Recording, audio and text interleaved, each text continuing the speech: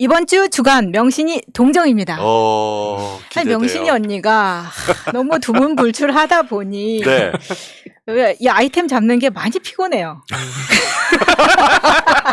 일단 많이 피곤하다는 말씀을 드리면서 네. 근데 요즘 보니까 심심치 않게 우리 취임식 예전에 그 취임식 이제 이전 정부하고 비교해서 막 했었잖아요. 근데 그리고 윤석열 정부의 취임식의 차별점이라고 한다면 VIP 친인척 좌석 구역이 따로 있었다. 맞아요. 이게 좀 특이하다 이런 이야기를 했었는데 아니나 다를까 지금 취임식 명단을 가지고 난리가 났습니다. 이게 지금 한겨레가 취임식 명단을 가지고 있는 것 같아요. 네, 입수했다고 얘기했고 네. 그게 경찰에서 나온지 행안부에서 나온지 모르지만 그 면면을 보게 되면 누가 진짜 게스트를 뽑았는지를 알게 됩니다. 그러니까요. 저는 이게 대부분 우리 대통령급의 파워를 가지고 계신 명신이 언니가 정했을 거다라고 보이는데 이게 지금 처음에는 취임식 초청장이어서 사람들이 즐겁게 갔지만 요즘 분위기를 보면 거의 데스노트입니다. 그러네. 네. 여기에 이름이 올랐다 하면은 지금 계속 뭐 이번 정부에서는 어떨지 모르겠지만 다음 정부로 넘어가면 굉장히 위험해질 수 있다. 처음에 보면은 이제 처음에는 유튜버로 시작했습니다. 근데 극우 유튜버 이렇게까지 초대를 해도 되나 싶은 가세연의 강용석, 김세희 이런 사람들이 이제 초청장을 올리면서 자랑을 막 했죠. 그 다음에 안정권과 안정권 누나 그리고 안정권 내 회사에 15장을 돌리면서 자랑을 했어요.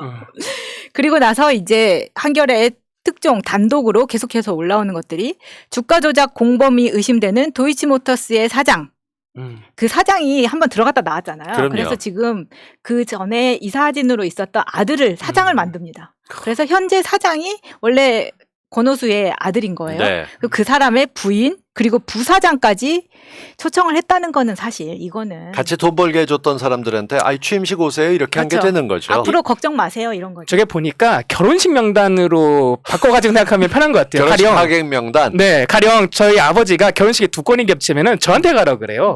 그것처럼 지금 간 거예요. 지금 저게. 네. 그리고 장모 통장 잔고 증명서 위조 공범. 그 MBA 과정 같이 다녔던 네. 친구죠. 예. 김땡땡. 네. 근데 이 사람도 이름이 많이 알려지긴 했는데 이렇게 초청장을 남발하다 보면 이게 다 지금 범죄 리스트거든요. 사실 이게 슬픈 게 그 관저 리모델링도 사실 뭐 공저했다 이러겠지만 수의계약 업체 사장이 껴있잖아요. 네. 그리고 요즘 열심히 김건희 쉴드 치고 있는 심평 변호사까지 들어가 있지 그러니까요. 않습니까? 야. 그 관저 리모델링 수의계약 업체 사장과 김부선, 태진아, 심평 뭐 이렇게 들어가 있는데 이게 이제 관저 리모델링 수의계약 업체 여기까지는 우리가 이제 많이 언급을 해서 많은 분들이 알고 계십니다. 근데 한겨레에서 힌트를 어떻게 줬냐면 그 르꼬르비지에 전하고 알베르토에 협찬을 했던 회사다 이렇게 네. 나온 거예요. 그럼 또 우리가 궁금하잖아. 어디 하고 찾아보면은 지금 빨간 줄을 쳐놓은 우리가 지난주에도 언급했던 히림이라는 업체입니다. 이 중에서 이제 둘 다 협찬을 한 업체가 제법 돼요. 그렇죠. 근데 이 리스트마저도 이 협찬 리스트마저도 이제 앞으로는 데스노트가 될 것 같은 거예요.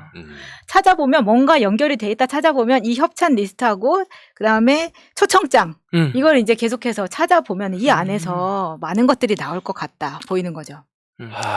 그런데 뭐 여기서 보면 태진아 씨 같은 경우는 공연을 한 것도 아니고 그냥 원래부터 보수인 형님이세요. 나이 드시고 그렇더라고요. 그러고 있고 김부선 씨 같은 경우가 좀 예외죠. 저 양반은 와일드 카드를 언제든 마음에 먹으면 씹을 수가 있는데 그래도 취임식에는 갔고 저게 레깅스 안 입고 가서 참 다행이다. 이런 얘기들을 많이 하고 있기도 합니다. 이게 우리가 이 취임식 할 때는 이때쯤에는 대부분 TV를 안 보고 있을 때거든요. 우린 안 보죠 전혀. 우리는 안 봐서 취임식에 이랬어? 라고 하는 부분이 되게 많아요. 그래서 이 부분을 많은 분들이 안 보신 것 같아요. 지금 채팅창도 다 헐헐 이러고 계시잖아요. 여기에 다른 이제 연예인들도 있는데 다른 사람들은 또 이게 괜히 막 블랙리스트처럼 그럴까봐. 뭐 다 아시는 김은국 형님도 가셨고요. 그렇죠. 뭐예요? 왼쪽은 누구예요? 왼쪽 지금 나오는? 김부선 둘이 왜 맞췄어요? 빨간색 옷 입은 네, 사람들. 빨간색으로. 무슨 네. 코스튬 하는 것 같아가지고서요. 이게 이때만 해도 이제 김부선이 굉장히 신났거든요. 본인이 초청받아서 가는 것에 대해서 굉장히 신났었고, 왜냐면 이게 그 대선 하루 전날이죠. 3월 8일 날.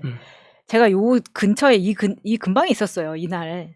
원래 청계천 그 있었잖아요. 마지막 유세가 있었잖아요. 네. 이재명 지사도, 네네네. 이재명 후보도. 근데 이날 김부선도 이제 시청광장에서 있었던 유세, 윤석열의 마지막 유세에 나왔습니다. 장영하 변호사하고 같이 나왔어요. 장영하 변호사는 누군지 아시죠? 그럼요, 알죠. 그 돈다발 이렇게 흔들면서 이재명 이번에 구속 후보한테 뭐 신청됐던. 네, 했던 예. 그 변호사입니다. 근데 여기 이 자리에서 김부선이 내가 그러니까 윤석열이 대통령이 된다면 레깅스를 입고 댄스를 추겠다. 이걸 공약을 했던 거예요. 끔찍한 공약을 했네요. 참 언짢았죠, 들으면서. 근데 사람들이 대통령이 되고 나서 아무도 김부선에게 이 공약을 실행하라고 이야기지 하지 않은 걸로 하지 않았는데 본인은 집에서 굳이 그걸 찍어서 올렸어요. 보셨어요? 아니 그걸 왜 그러네. 알고 봤어, 있어? 잠깐만. 정치 평론가가 얼마나 3D 업종인 줄 알아요? 그런 걸 봐야 돼. 보면서 무슨 메시지가 있었는지 뭐 어땠는지. 아니 왜냐면 이 레깅스 때문에 저도 진짜 했나 하고 요즘 김부선이 유튜브를 하고 올렸다가 있어요. 내렸습니다. 아 그래요? 예. 가지고 저는 이제 썸네일을 봐가지고 어머 진짜 했어 막 이러고 누르진 않았거든요. 그랬는데 이게 이때까지만 해도 김부선이 김건희나 윤석열에 대한 게 좀 괜찮았었거든요. 근데 어느 순간부터 김부선이 이런 페북을 올리기 시작합니다.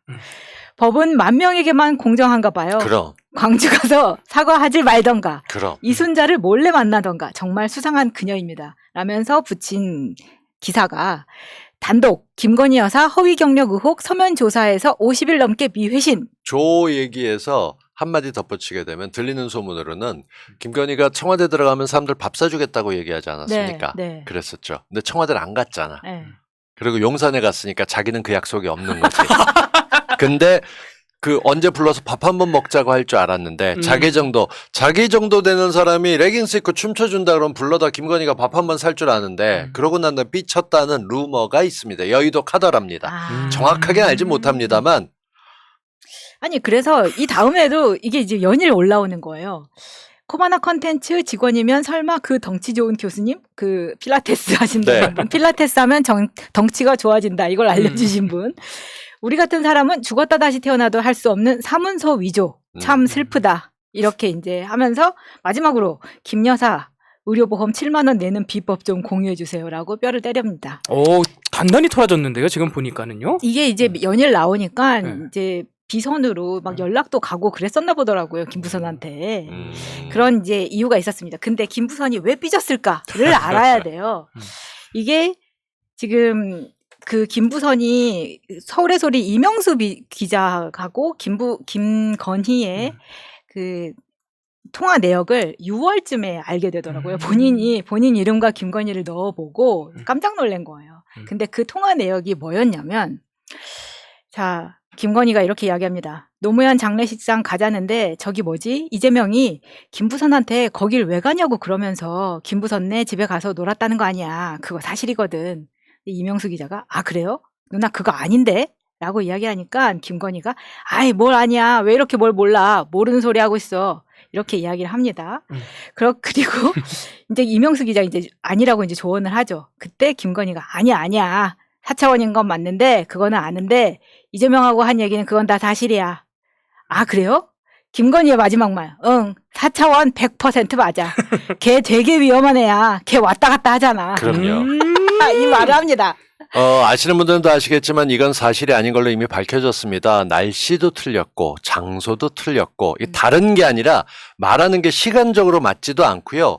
그러니까 김부선 씨의 거짓말은 뭐 춥다고 해서 불을 많이 넣어줘서 어땠다, 덥다고 해서 에어컨을 켰다, 뭐 이런 시기적으로 하나도 안 맞는 얘기만 하고 있는데, 그런데도 김건희가 얘기했던 건 걔 되게 위험한 애야라고 얘기하면서, 그리고 뭐 그냥 놓고 앉아서 별로 마음에 안 들어도 자기 남편 옆에서 레깅스 입고 춤추겠다고, 그것도 가슴 훅 파진 거 입고 나서 권상우도 홀렸던 여자가 영화긴 하지만 그러고 있는데 기분 안 좋죠. 그러고 있으면서 옆에서 자꾸 치적치적대는 거 부를 리 없습니다.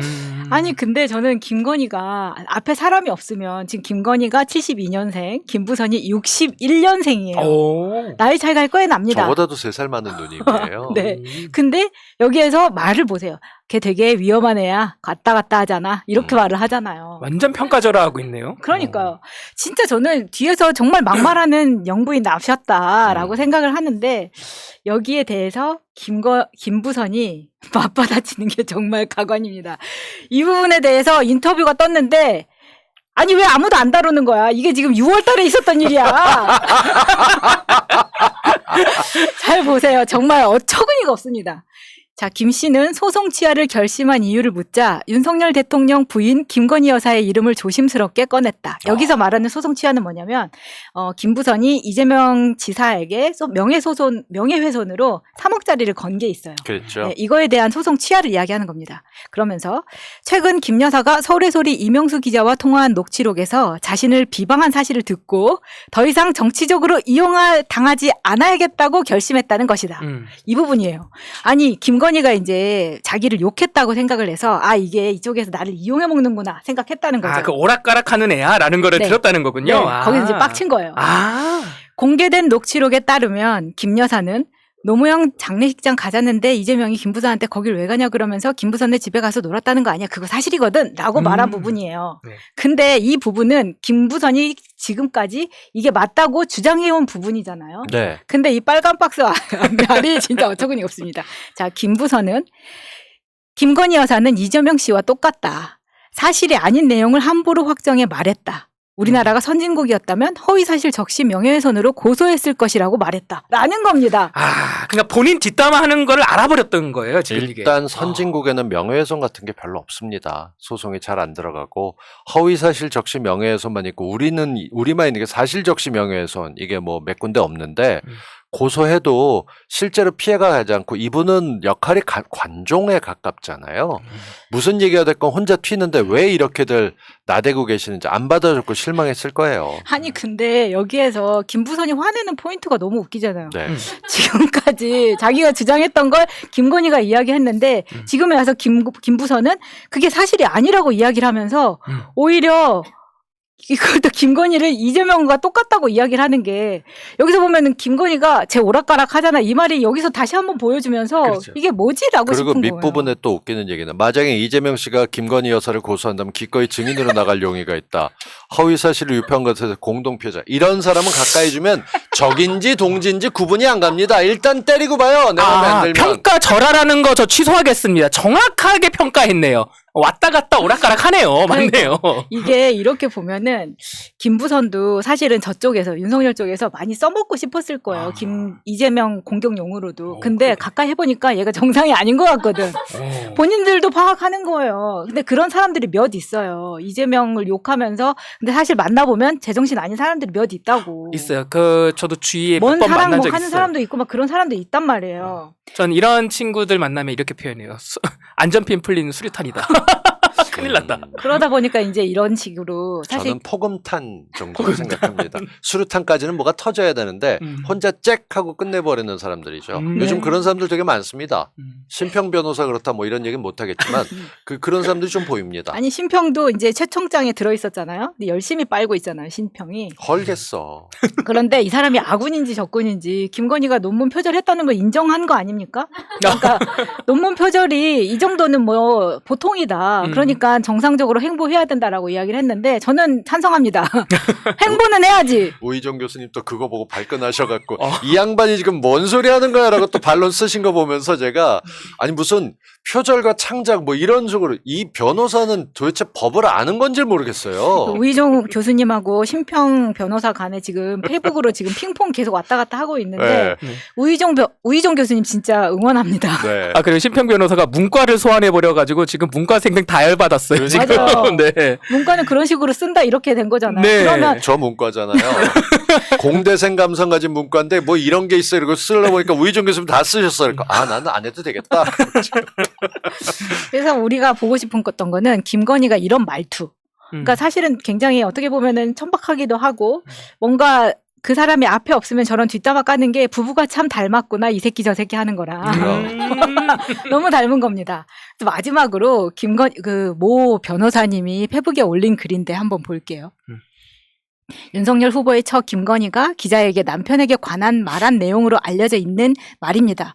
처가 남편에 대해 이런 짓을 하고 다닌다는 사실을 알고도 같이 산다면 그 남편은 자존심이나 명예감이 전혀 없는 쓰레기 같은 자가 아닐까? 라는 말을 하셨는데 이 말이 왜 나왔냐면 이게 이제 기자가 제보를 한 거예요. 김건희 여사가 이렇게 이야기를 했다고.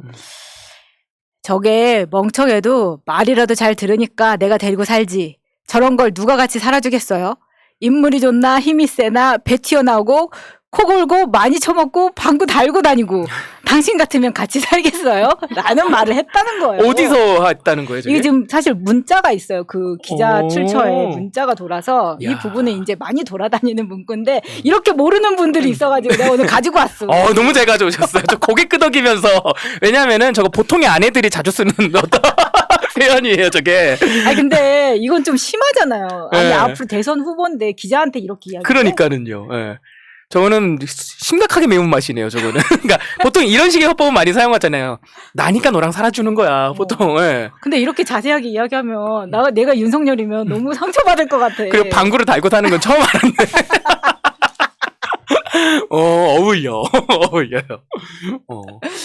그래서 이 내용을 보면서 이거는 꼭 한번 알려드려야겠다. 이렇게 겉과 속이 다른 영부인이 나토 같은 데 가서는 얼마나 언니들하고 사실 말만 통했으면 그런 거 많이 하고 싶었겠어요. 근데 이제 그런 걸 못하고 기센 언니들 앞에서는 찍소리 못하면서 자기 편 들어주고 뭐 이렇게 말 받아주는 사람들 앞에서는 부부가 똑같이 이 새끼 저 새끼 하고 뭐 쟤는 오락가락 하잖아 뭐 이렇게 하면서 뒷담화를 하더라. 그게 부부가 똑같은 것 같은 게 이번에 그 마트에 가가지고서 아오리사가 잡고 한 장면이 있었잖아요. 네. 근데 왜 그렇게 시민들한테 반말을 해요? 그쵸. 대통령이. 예. 깜짝 놀랐어요, 저는. 보면서. 평소에 자기 주변에 있는 사람한테 모든 말 놓는 사람입니다. 와, 이게 근데 뭐지? 어떡해. 이러잖아. 이거 응. 뭐지? 그러니까 아니 근데 자막이 더 웃겨서 그러면 그 맞받아치는 사람도 아오리 사과. 전대서는 안 하기로 했나 봐. 그 대통령 기자회견 100일 기념으로 할 때도 뭐라고 윤석열 귀가 잘 안 들립니다. 그 그래요? 앞에서 뭐라고 얘기하는데 좀 크게 말씀해 주세요 하는 그 미묘한 텀이 반말하면 안 되지라고 하는 게 크게 말씀해 주세요. 그리고 어디 있는지 보통은 대통령이 기자회견하게 되면 카메라 뒤나 이렇게 가려 있는 경우도 있어요. 그러니까 저희가 방송할 때 지금 구범기 소장이 여기 있는데 저는 안 보고 지금 마차님 중간쯤 되는 여기를 보거든. 카메라를 뚫어지게 쳐다보면 무섭다는 분들이 계셔서 제가 잘 안 보고 요즘 딴 데를 봅니다. 근데 있는 걸로 감지하잖아요. 소리가 들리니까. 윤석열은 사람이 안 보이면 어디서 말하는지 잘 못 찾습니다. 굳이 어딘가 찾습니다. 그러니까 눈도 잘 안 보이는 구석이 있는 거예요. 그러니까 그런 소리하고 이런 걸 들어가면서 얘기하는데도 어김없이 크게 말씀을 좀 소리를 뭐 이러고 얘기하는 거 들으면서 내가 근데 더 위험한 건 기자가 똑같은데 네 알겠습니다. 똑같은 소리 얘기합니다. 첫 질문부터 들으면서 내가 뭐지 이건? 내가 이상한 나라에 와 있네 이런다니까요. 그래서 평소에 이제 언니가 활동을 활발하게 하면 이런 거 이야기를 할 틈이 없어요. 김부선이 이전에 어떻게 했길래 지금 사이가 틀어져서 김부선이 뻑하면 김건희를 이렇게 까고 있나. 왜냐면 이전에는 김부선의 본명이 김근희예요. 그래서 김건희, 김근희 해가지고 희자매라고 하면서 뭐 엄청 이렇게 하고 다녔었거든요. 근데 정말 김근희라고 하니까 정말 시스터즈 같잖아요. 근데 김건희 입장에서 굉장히 싫겠지. 서로 기분 나빠할 것 같은데 서로. 자 이렇게 해서 이번 주 주간 명신이 동정은 명신이의 속마음 그리고 초청장이 데스노트가 된 취임식 초청장 이야기를 해봤습니다. 많이 좀 돌아다녀서 우리 마차님 고생 안 하게 해줬으면 좋겠습니다. 얼른 나대거라. 부탁드립니다. 네.